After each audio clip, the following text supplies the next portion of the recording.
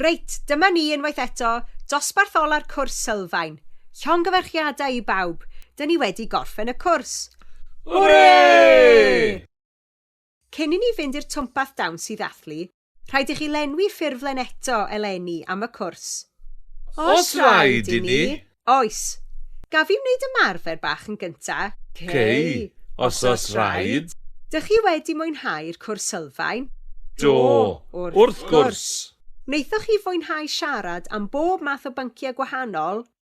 Do, wrth gwrs. Fasech chi'n dweud wrth ddysgwr arall am wneud y cwrs sylfaen?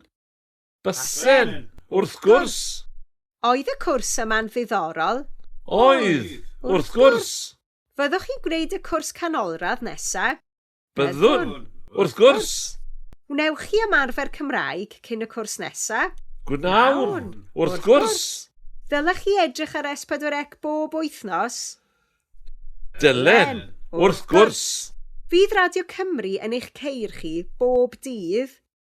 Bydd, wrth gwrs. Oes cwestiwn gyda chi?